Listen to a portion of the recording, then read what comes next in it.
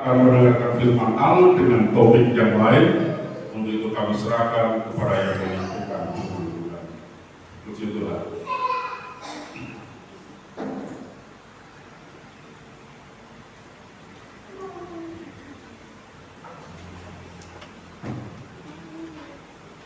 Puji Tuhan. Haleluya. Puji Tuhan.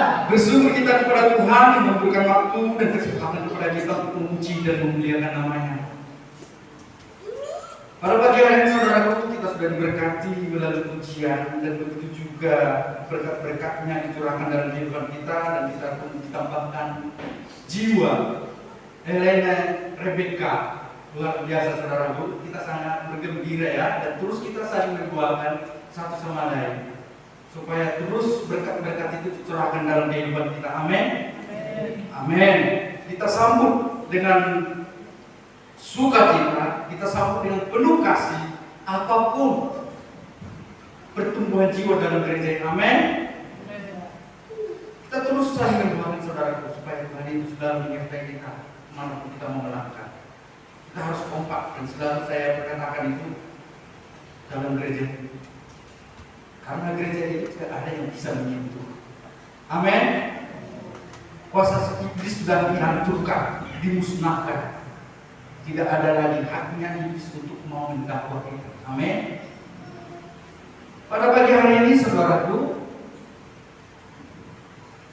tema yang pada pagi hari ini kita harus mengetahui kunci terus hidup dalam kasih karunia. Kadang-kadang kita di dalam kasih karunia ini yang selalu beranggapan untuk mau membenarkan diri di hadapan Allah. Kadang-kadang hidup di dalam kasih karunia ini seperti agama-agama lain, mencomot-comot ajaran-ajaran separuh dari perjanjian lama, separuh dari perjanjian baru. Ini maaf ya saudaraku, bukan saya mengecualikan hukum Taurat. Hukum Taurat itu sangat kudus. Hukum Taurat itu memang betul-betul firman-Nya Allah. Tetapi dalam perjanjian baru yang kita sekarang ini dalam kasih karunia Kristus, kalau dikatakan jangan mencuri, kalau sama kita itu berikan, hendaklah kamu memberi, bukan mencuri lagi level kita sebagai anak-anak Tuhan. Itulah yang tertulis di dalam hukum Taurat. Jika teman mengajak engkau 1 mil, berjalanlah 2 mil. Jadi dalam kasih karunia itu adalah tentang pemberian. Namanya kasih. Yang sebenarnya saudaraku, dalam kasih karunia ini tahap-tahap yang menjalani adalah hidup orang-orang yang penuh dengan kedewasaan rohani. Jika hidup dalam kasih karunia ini, dia sebagai pemimpin yang dapat melihat situasi apapun yang terjadi. Itu kasih karunia. Dan selalu hanya akan mengkhotbahkan saudara tentang salib Kristus dan akan kekekalan golden dalam kerajaan surga. Dan sebentar lagi kita akan merayakan Paskah, kebangkitan, hari 50. Apakah kita cuma hanya memperingati, tidak menikmati semuanya?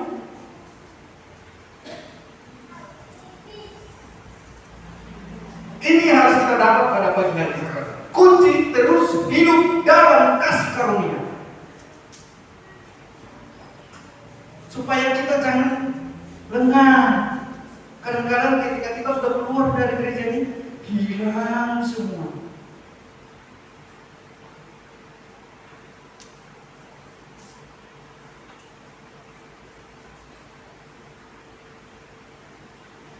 Musa membawa hukum Taurat. Memang itu firman Tuhan. Tetapi ketika mereka di hari ke-50 3.000 orang mati. Hari Pentakosta mereka 3.000 orang mati. Padahal dia sudah membawa hukum. Tuhan Yesus datang ketika kita merayakan hari Pentakosta. 3.000 orang diselamatkan. Itu perbedaannya, saudara. Yang berarti hukum Taurat itu adalah itu hanya menunjukkan kesalahan kita saja. Dan iblis pun berkuasa di situ dan memakai hukum Taurat untuk mau menjatuhkan kita. Tetapi Tuhan Yesus datang untuk memberi kita kelimpahan akan kebenaran dalam kasih karunia.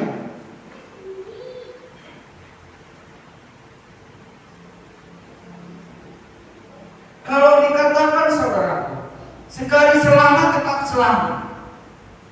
Bagaimana menurut saudara? Karena memang di dalam Alkitab ini orang pun tidak ada yang bisa merapas daripada aku.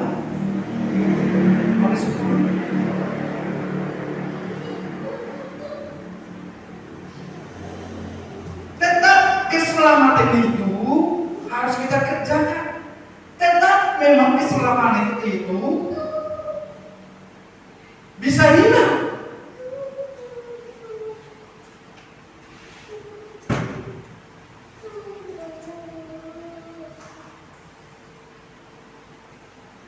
Sudah banyak contoh-contohnya yang kita lihat. Supaya kita mengetahui ini, saudara, terus hidup dalam kasih karunia, kita mencoba melihat dulu di dalam Ibrani.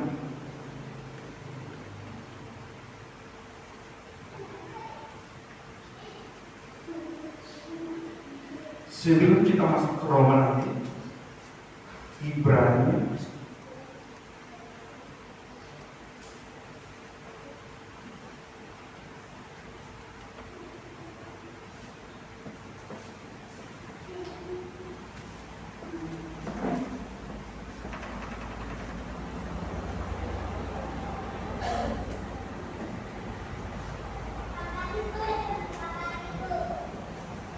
Ibrani 6 ya.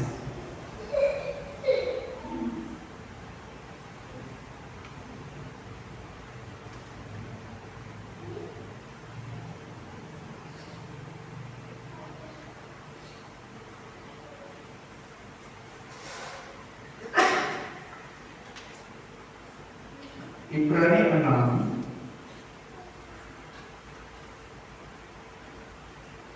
ayat 1 sampai 8.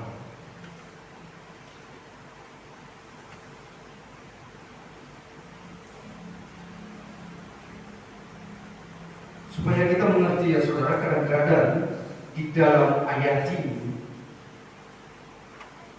orang-orang umat Kristen jadi patah semangat.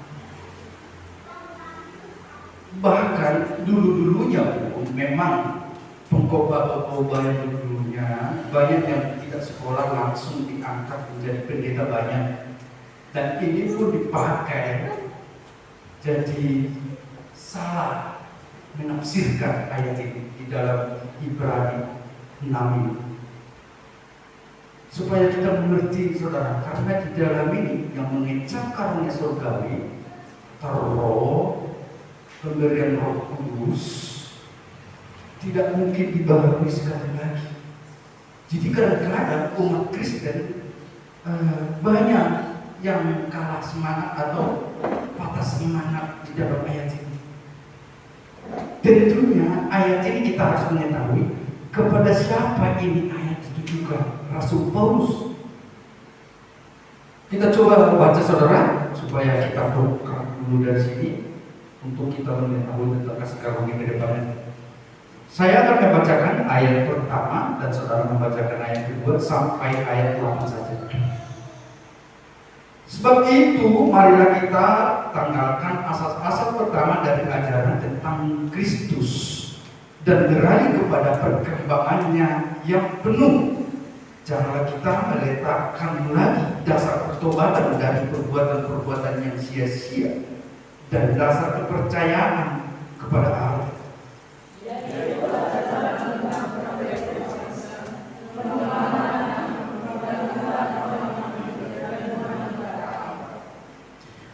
Dan itulah yang akan kita perbuat jika Allah mengizinkannya.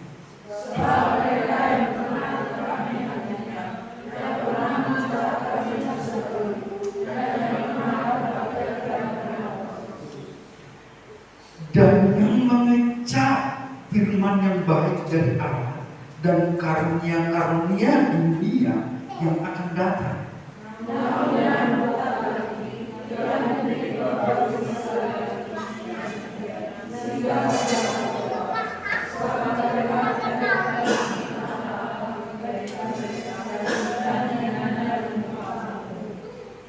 Sebab tanah yang menyisap air hujan, yang sering turun ke atasnya, dan yang menghasilkan tumbuh-tumbuhan yang berguna bagi mereka yang mengerjakannya, menerima berkat dari Allah.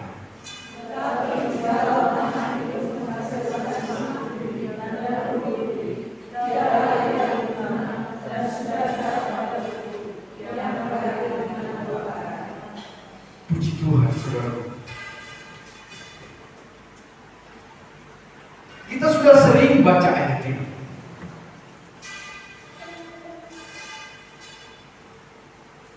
Kita baca mulai dari ayat 4 dulu, langsung kontras ini saja. Ayat 4.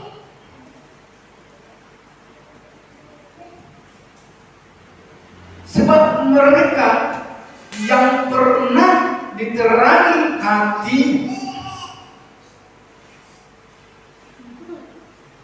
yang pernah mengecap karunia surgawi, dan yang pernah mendapat bagian dalam Roh Kudus. Secara kasat mata saudara, kalau kita lihat ayat ini, seakan-akan kita yang sudah dipenuhkan Roh Kudus, sehingga kita itu tidak akan dibaharui lagi sedemikian kepada pertobatan. Mereka yang pernah diterangi,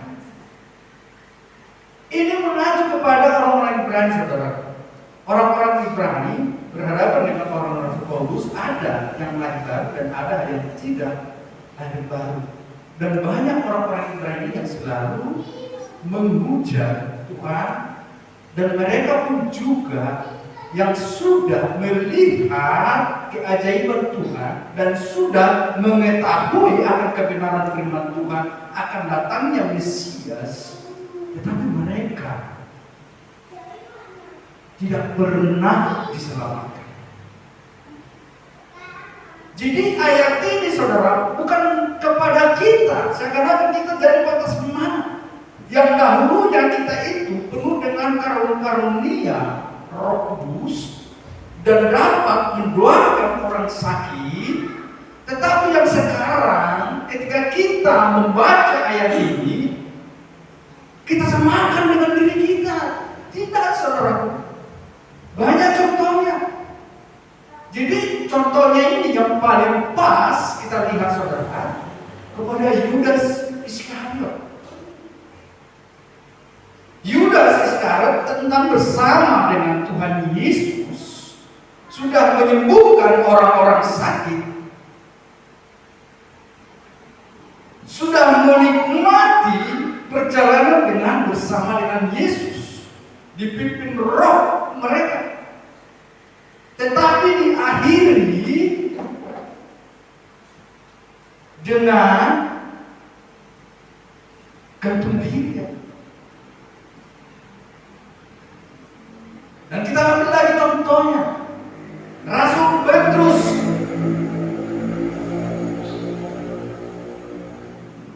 Rasul Petrus mengkhianati atau menyangkal Tuhan Yesus 3 kali. Tetapi dia mengambil keputusan tidak salah seperti Yudas. Walaupun yang sebenarnya Tuhan itu sudah memberikan abang.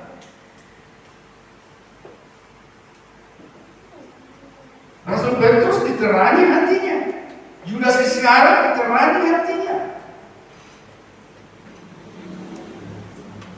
Tetapi Rasul Petrus ketika dipenuhkan dengan Roh Kudus, dipakai Tuhan lebih lagi. Dan dia pun berkorban 3.000 orang jiwa diselamatkan. Supaya kita dapat membedakan deh saudara. Jadi ayat ini sama sekali bukan kita orang-orang Kristen yang hidup zaman sekarang. Ayat ini ditujukan kepada orang-orang yang sudah binasa. Bahkan dikatakan dalam ayat ini, inilah yang mendukakan Roh Kudus, bahkan menyalibkan Tuhan Yesus kedua kalinya. Tidak mungkin dibangun sedemikian.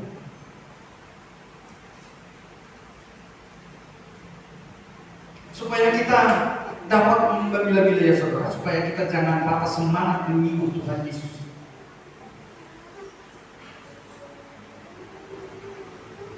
Bahkan kalau kita baca seperti yang sudah sering saya kasih tahu sama saudara dalam khotbah, di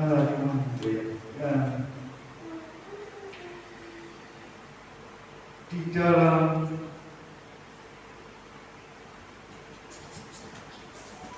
Ibrani 2 ayat 14. Ibrani 2 ayat 14. Maaf ya saudara, pada pagi hari ini memang betul-betul kalau Tuhan itu menuntut, ya ini harus kita baca ya. Dan sebenarnya tujuan khotbah saya tentang kasih karunia, supaya kita mengerti tentang kehidupan kita ini akan menyelamatkan kita di dalam kasih karunia. Ibrani 2 ayat 14. Saya akan bacakan saudara. Ibrani 2 ayat 14, simak baik. Karena anak-anak itu adalah anak-anak dari darah dan daging, maka ia juga menjadi sama dengan mereka dan mendapat bagian dalam keadaan mereka, supaya oleh kematiannya ia memusnahkan dia, yaitu iblis yang berkuasa atas maut. Ayat 15. Dan supaya dengan jalan demikian ia membebaskan mereka yang seumur hidupnya berada dalam perhambaan oleh karena takutnya kepada maut. Supaya kita dapat membandingkan saudara tadi tentang yang diterangi hatinya, yang ikut dalam mengambil bagian dalam Roh Kudus, supaya tahu ayat-ayat ini. Dan ini pun datang kepada kita ayat-ayat ini. Tuhan Yesus datang mengambil rupa sama dengan kita. Supaya apa? Supaya kita jangan takut akan maut, akan kematian itu yang selalu di dalam perjanjian lama. Iblis itu berkuasa memakai firman Tuhan itu untuk mendakwa kita. Ini yang harus kita tepis dari kehidupan kita, saudara. Kita lepaskan tentang dakwaan iblis ini, karena kita sudah berhak menolak itu semua. Tuhan Yesus datang ke dalam dunia mengambil rupa sama seperti kita, darah dan daging. Tuhan Yesus 100% manusia, 100% Allah. Itu yang kita percayai. Dia mengalami kesakitan, dia mengalami kesedihan, dia berduka cita, dia sukacita. Dan kita pun juga tak merasakan seperti itu. Mengambil rupa sama seperti itu. Supaya apa, saudara? Di sini dikatakan darah dan daging, maka ia juga ayat 14 ya. Mereka yang mendapat bagian dalam keadaan mereka supaya oleh kematiannya ia memusnahkan dia, yaitu iblis yang berkuasa atas maut. Saya tertarik dengan ayat ini, saudara. Memusnahkan dia. Tidak bisa lupa saya ini, saudara. Dan ini yang menjadi ayat hafalan bagi kita. Memusnahkan dia, yaitu iblis. Jelas dikatakan di sini, saudara. Dihabis langsung iblis. Karena apa, saudara? Memang Tuhan itu mengetahui keadaan di dalam dunia ini. Seakan-akan kita itu, iblis itu, saudara, waktu perjanjian lama itu, sepertinya kalau saya penafsiran saya pribadi ya, saudara, dipegang rambut kita itu, diseret. Ini loh, kamu mencuri tadi harus kamu apa? Selalu didakwa, digoreng, dibikin seperti bola. Tuhan melihat keberadaan manusia di dalam dunia ini. Makanya dalam perjanjian lama, ketika mereka mengikuti hukum, tidak ada yang bisa menjalankan hukum Taurat. Datanglah Tuhan itu memberikan kunci jawaban kepada kita. Sebagai manusia diambil. Karena dia memang Allah, dia berhak. Mau jadi apapun dia berhak. Sama seperti kita yang merasakan duka cita, merasakan pencobaan. Hanya Tuhan Yesus sendiri tidak pernah jatuh dalam percobaan, menang atas percobaan terus. Karena dia Allah. Jadi dikatakan dalam ayat ini, memusnahkan dia, yang bahasa aslinya katarkeon, memang katarkeon ini membatalkan. Tidak ada lagi haknya iblis itu yang sebenarnya mendakwa kita.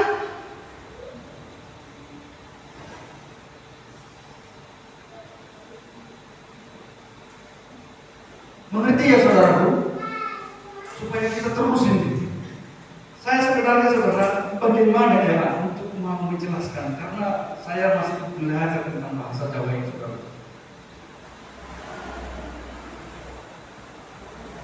Memusnahkan iblis. Dikatakan dalam ayat 15 itu, dan supaya dengan jalan demikian ia membebaskan mereka yang seumur hidupnya berada dalam perhambaan oleh kuasa takutnya kepada maut. Upah dosa ialah maut.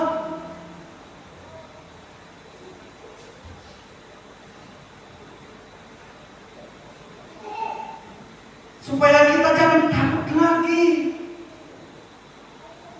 untuk menghadapi maut. Tuhan itu memberikan jawaban kepada kita. Saya sudah mengalahkan iblis, saya sudah memusnahkan kuasanya. Dan ini kita dapati nanti, saudara, supaya kita tetap hidup dalam kasih karunia.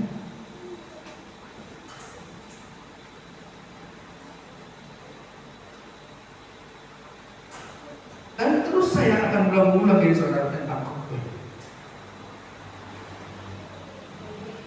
Karena apa, saudara? Kita sebagai manusia sekarang ini yang lemah, kadang-kadang selalu kita izinkan iblis itu untuk mau merampas sukacita kita itu. Kadang-kadang iblis ini kan selalu memberikan tawaran-tawaran yang indah kepada kita, tawaran-tawaran yang menakjubkan, yang mengenakan kedagingan. Dan kita sudah mengetahui tentang percobaan Tuhan Yesus ya saudara. Dari daging, jiwa, roh itu dicobai iblis. Dan begitu juga pun manusia, tidak ada bedanya dengan percobaan Tuhan Yesus. Yang pertama, Tuhan Yesus memberikan batu untuk mau dijadikan roti. Karena apa? Ini melalui serangan dari tubuh dulu. Kedagingan kita ini dulu diserang. Ketika dia batal dari kedagingan kita ini, maka dia masuk ke dalam jiwa. Ketika dia batal dari jiwa kita, masuk ke dalam roh.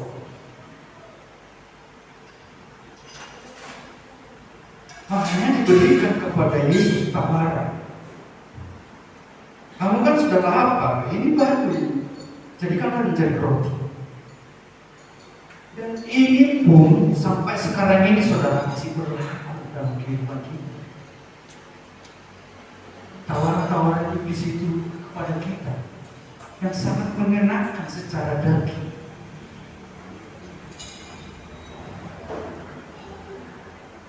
Kalau kita tidak peka dalam firman-Nya Tuhan, maka kita pun akan terjerumus di dalam.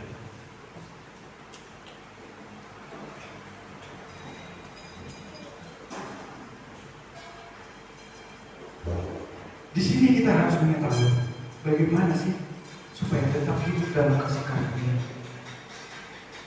supaya kita di ruang lingkupnya ilahi terus. Mari kita baca saudara di dalam Roma 1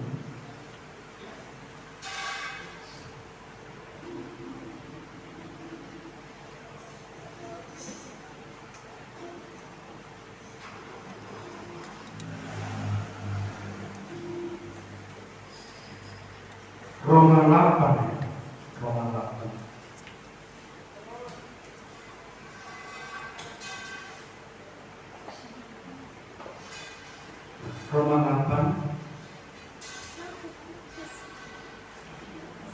ayat 1.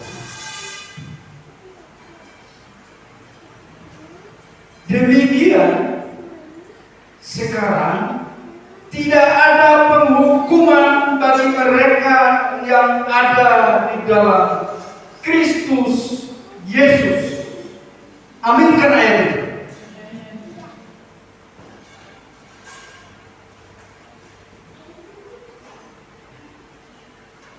Demikianlah sekarang tidak ada penghukuman bagi mereka yang ada di dalam Kristus Yesus. Bagaimana kita mengartikan ayat ini? Pak Budiman, ada juga yang mengatakan Daud 2 ini dalam ayat Galatia ini.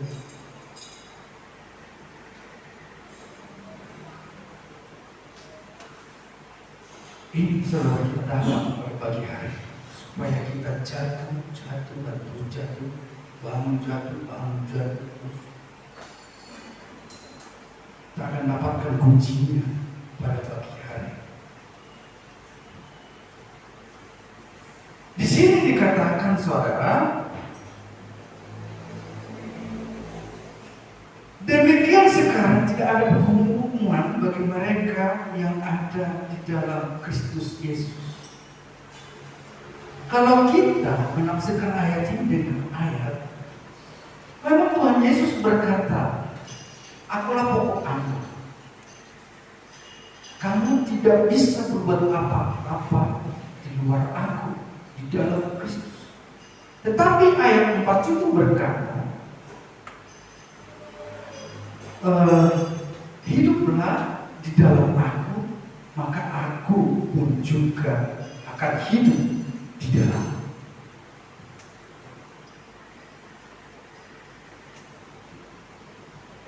Bagaimana kita supaya tidak ada penghukuman ini di dalam Kristus ini?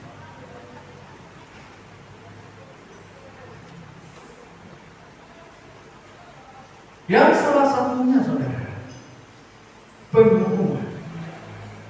Kita sudah mengetahui tadi ya, diingat ayat itu tadi ya, mulai dari awal ya. Ingat ya saudara, bahwa Yesus datang sebagai manusia, datang yang berupa sama seperti kita, supaya kita jangan takut lagi kematian. Jadi dalam pengertian ayat ini saudara tentang penghukuman ini, kita harus jelas-jelas hidup di dalam Tuhan Yesus Kristus. Di luar Tuhan Yesus Kristus, maka kita pun menerima semua hukuman. Bahkan di luar ranting dikatakan,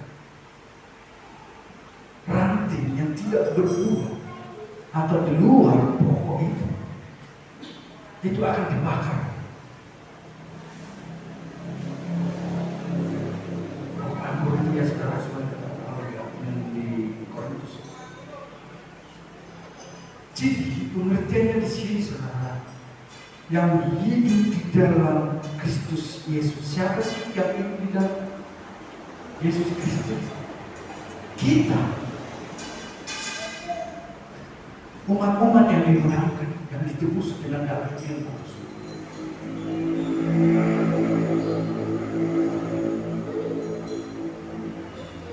Jadi saya perhatikan ayat ini saudara, memang banyak ayat-ayat yang kontra terhadap orang-orang, apalagi pendeta-pendeta di mana-mana.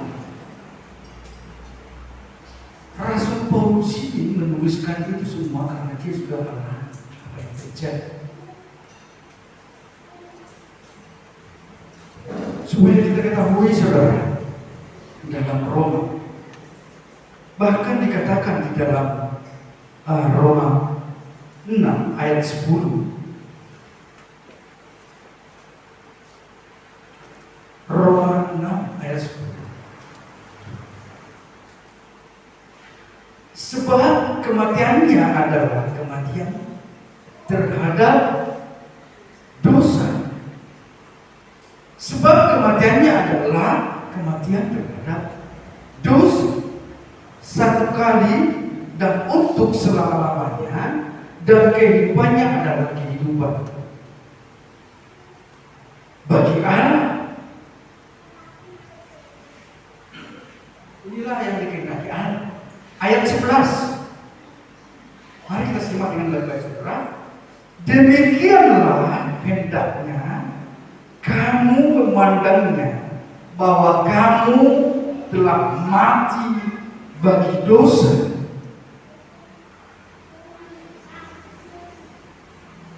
Seperti yang sudah pernah saya katakan saudara. Jadi Kristus itu, ini ya saudara, buku ini,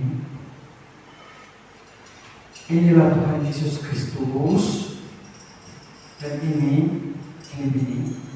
inilah kita di dalam buku ini duduk. Tuhan Allah melihat buku ini, sudah di-cover Tuhan Yesus, sudah dibungkus kita di dalamnya. Kenapa tidak ada lagi penghukuman? Kita sudah di dalam Tuhan Yesus. Tuhan melihat, Bapa melihat Tuhan Yesus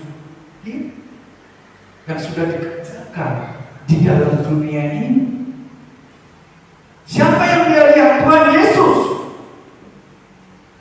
Tidak lagi nampak si budiman, tidak lagi nampak orang lain yang dia selamatkan, yang orang-orang percaya.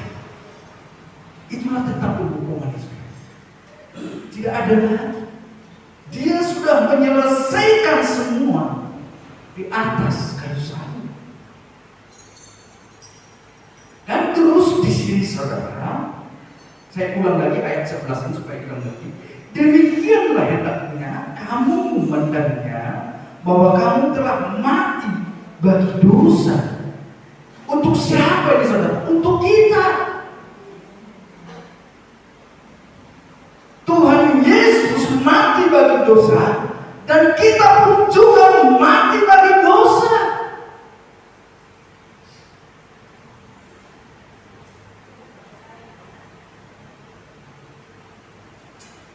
Ikut kita di dalamnya, saudara. Walaupun kita tidak mengambil bagian seperti yang dilakukan Tuhan Yesus,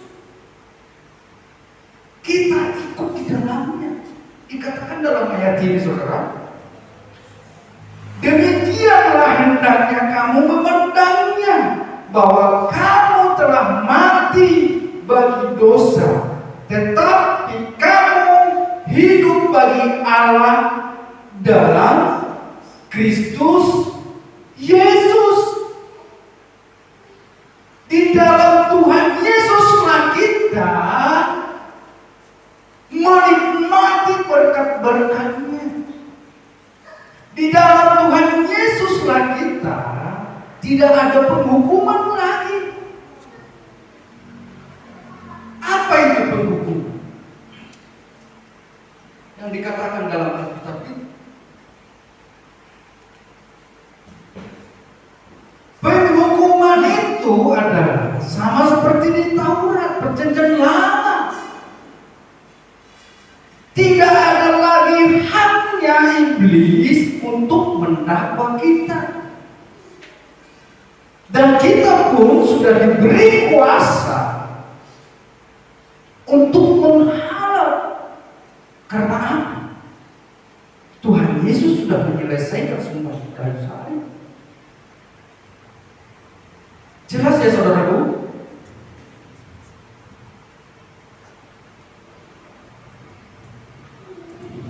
Dalam penafsiran dalam ayat ini, kita lihat bagaimana Tuhan Yesus itu sampai bisanya siapa yang percaya kepadanya diselamatkan.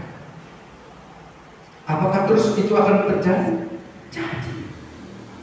Tetapi Tuhan itu, ingat ya saudara, ini yang tidak boleh. Ini yang tidak boleh. Tuhan itu memaksakan kehendaknya kepada kita. Tuhan itu membuat kita seperti roh. Makanya dikatakan sekali selamanya akan selamat. Itu tidak benar. Manusia itu pun bisa jadi binasa. Bisa. Karena apa? Hak kehendak bebas kita ini. Tuhan itu sangat menghormati pilihan kita. Tidak pernah Tuhan itu ingin memaksa kita, kamu harus kayak gini, kamu harus kayak gini, kamu harus kayak gini. Seperti dalam hukum Taurat. Pilih yang mana? Jalan yang benar, jalan yang sempit. Ada pilihan. Karena apa? Hak kita ini tidak ada yang bisa melarang. Ketika kita sudah mengetahui apa semua yang tertulis, dan kita mau memilih di pihaknya iblis, dakwanya iblis yang selalu menyenangkan itu, maka kita pun habis diseret ke mana.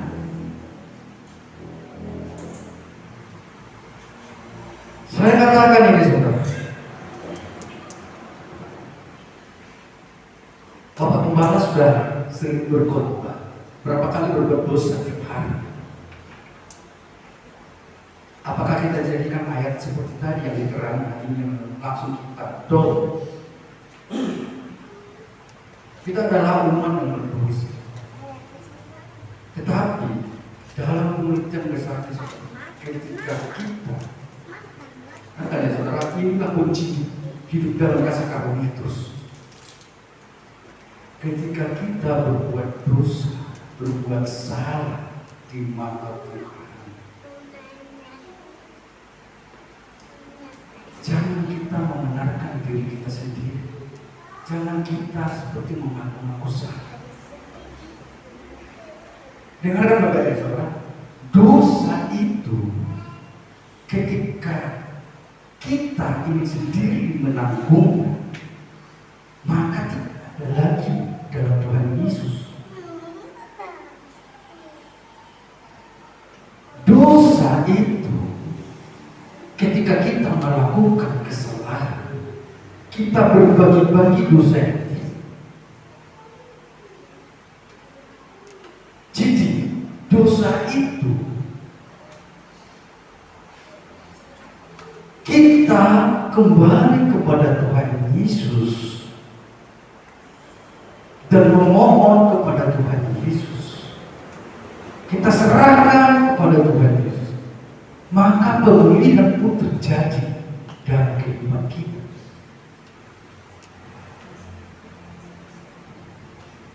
Jadi dibagi-bagi dosa kita ini, enak kali kita ini. Siapa rupanya kita?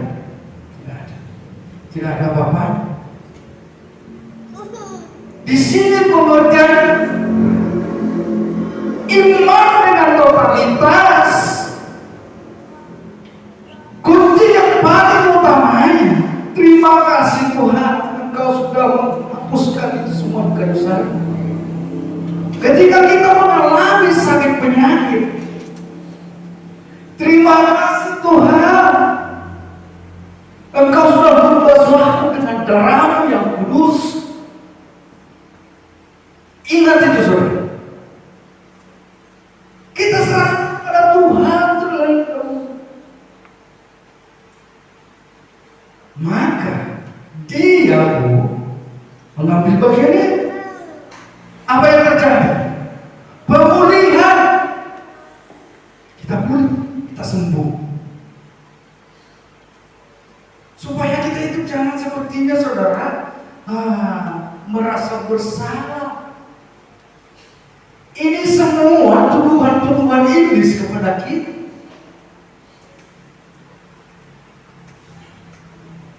Apakah segampang itu Tuhan Yesus yang sudah datang seperti manusia saat dengan kita untuk mau menghapuskan semua kutuk itu?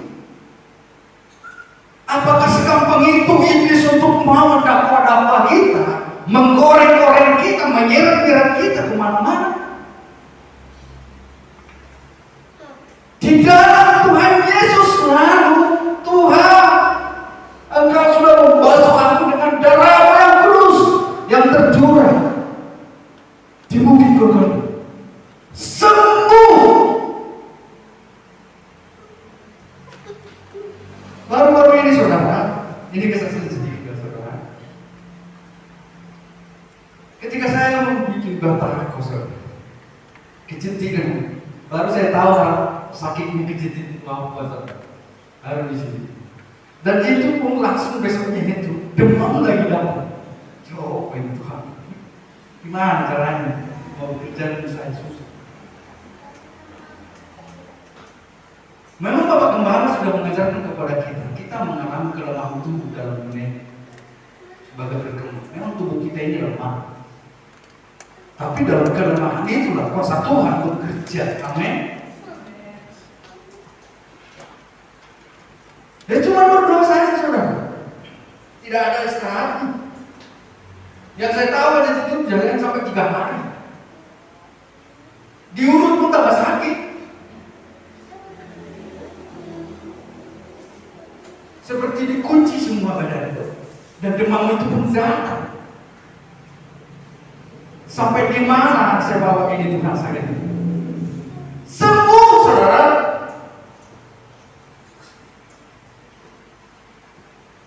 Memang tidak mencari obat duluan. Tuhan itu langsung kita berkaca karena kita dalam Tuhan Yesus.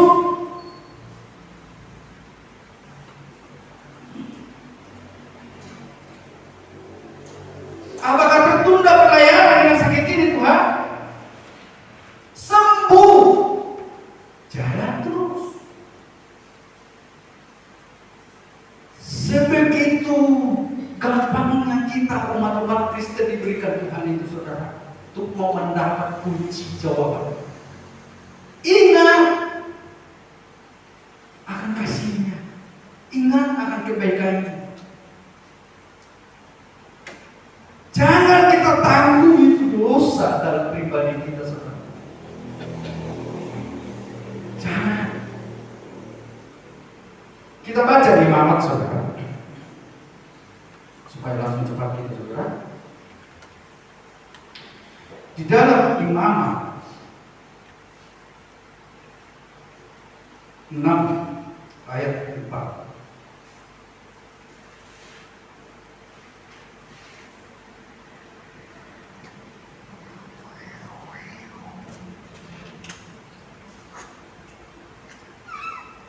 Imamat 6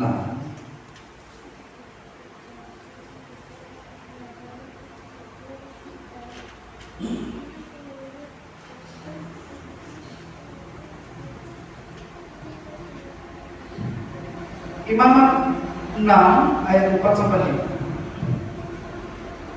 Mari kita simak ya saudara. Dimulai dari sini pengambilan Tuhan itu betul-betul digenapi semuanya. Kita lihat ayat 4. Apabila dengan demikian ia berbuat dosa dan bersalah, maka haruslah ia memulangkan barang yang telah dirampasnya atau yang telah diperasnya atau yang telah dipercayakannya kepadanya atau barang hilang yang ditemuinya itu. Ayat 5. Atau segala sesuatu yang diukirinya dengan bersumpah dusta, harusnya ia membayar ganti sepenuhnya dengan menambah 1/5. Haruslah ia menyerahkannya kepada pemiliknya pada hari ia mempersembahkan korban penebus salah. Ada korban penebus salah. Jadi jelas di situ saudara tentang korban. Berapa korban waktu dalam perjanjian lama ketika kita melakukan untuk penghapusan dosa? Ada 5. Korban bakaran, korban sajian, korban keselamatan, korban penghapus dosa, korban penebus salah. Apa ini penebus salah? Kan penghapus dosa yang di situ. Inilah yang selalu diintimidasi iblis saudara manusia sekarang. Merasa bersalah, sangat bahaya ini.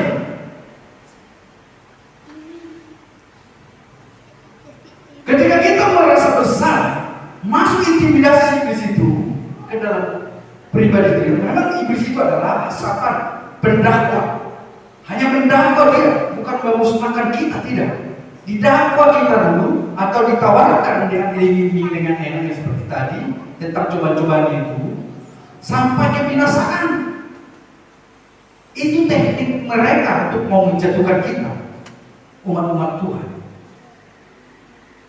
Haruslah dia menggantikan 1/5 dari semuanya itu. Barang apa yang dirampas. Jadi di sini tentang korban-korban ini saudara, yang 5 ini semuanya tentang korban bakaran, sajian, penghapus dosa, semuanya yang 5 ini ditutup Tuhan Yesus sendiri. Mari kita baca di dalam Mazmur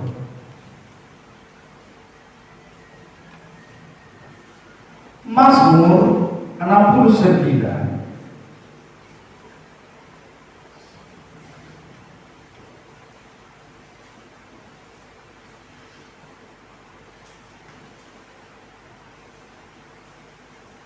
Mazmur 69 ayat 5.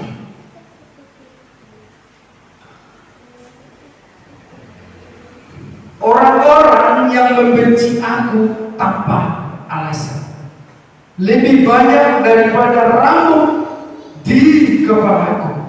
Terlalu besar jumlah orang-orang yang hendak membinasakan aku, yang memusuhi aku tanpa sebab. Aku dipaksa untuk mengembalikan apa yang tidak kurampas. Tentang rampasan tadi ya saudara, tentang seperlima. Bagaimana ini menerangkan ayat ini? Dipaksa aku mengembalikan apa yang tidak merampas.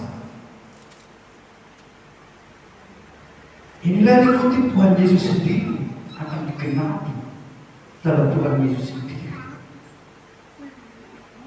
Mari kita buka di dalam Yohanes 16. Yohanes 15. Yohanes 15.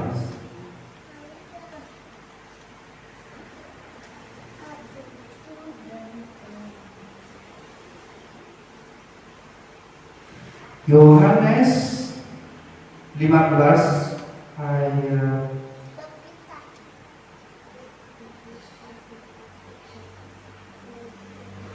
25. Ini perkataan Tuhan Yesus, saudara. Yohanes 25. Kita tadi baca di dalam Mazmur, dipaksa untuk mau membayar tanpa alasan apapun. Tetapi firman yang ada tertulis dalam kitab Taurat, mereka harus digenapi. Mereka membenci aku tanpa alasan. Jadi ingat ayat ini, saudara.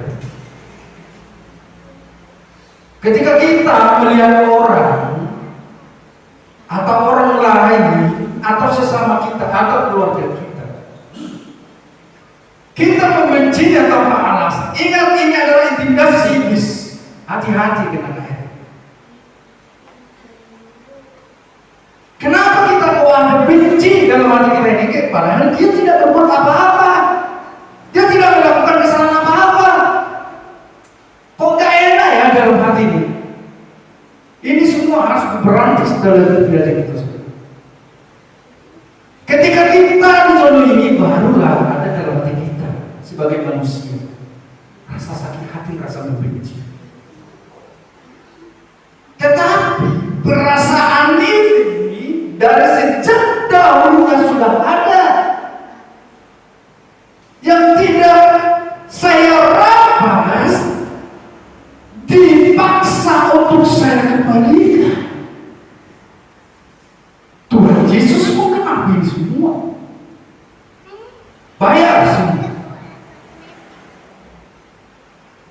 Ketika Tuhan itu menyelamatkan, maka semua korban-korban bersalah itu, yang rasa bersalah itu diambil.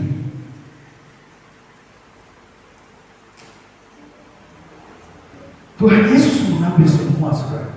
Makanya jangan kita selalu rasa bersalah itu, saudara. Yang paling penting saya, kita harus datang kepada Tuhan Yesus. Siapa itu Tuhan Yesus? Sama seperti air. Siapa yang tidak membutuhkan air? Semua kita membutuhkan air. Ketika kita haus minum, dahaga kita hilang, kehausan kita hilang. Itulah Tuhan Yesus.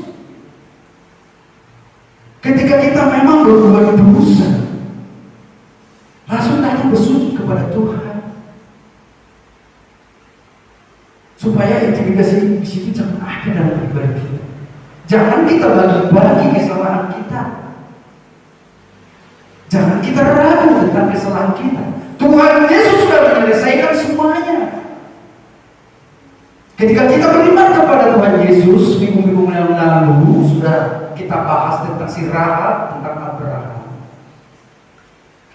Iman bekerja sampai terus menerus. Itulah yang membawa orang kepada pertobatan dan menghasilkan buah. Sebegitu gampangnya untuk mau mendakwa kita, membalik-balikan kita, padahal yang sebenarnya Tuhan sudah menghapuskan itu. Kita tetap terkungkung di dalamnya. Mari saudaraku, serahkan semuanya kepada Tuhan Yesus, karena Dia sudah menyelesaikan dan iblis sudah dibinasakan, dimusnahkan. Kuasa maut tidak ada lagi yang bisa membawa kita dalam berbagai hal Ingat Tuhan Yesus.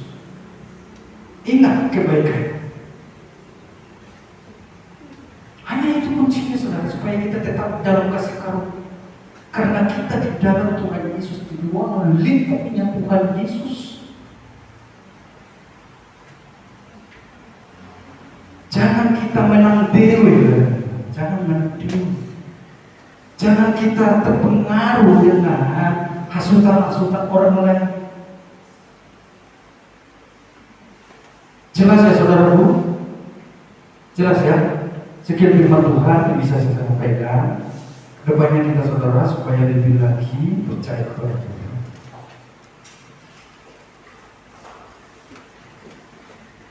Kita akan menyanyikan lagu saudara. Saya sangat terkesan dengan lagu ini. Dan saya mendengarkan lagu ini sangat enak didengar. Supaya kita belajar dan terus belajar ini.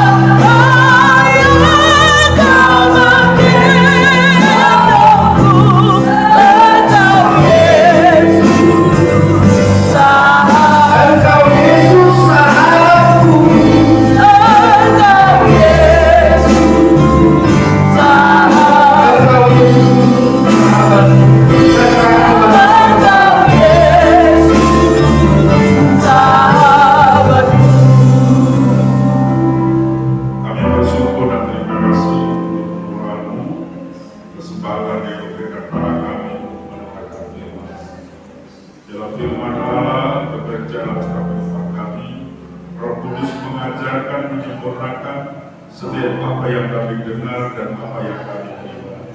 Kiranya menumbuhkan iman percaya kami hingga sampai kedatangan-Mu pada kali yang kedua.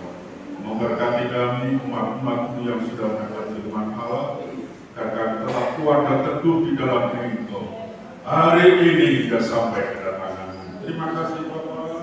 Di dalam nama Tuhan Yesus kami berdoa. Haleluya. Amin. Puji Tuhan.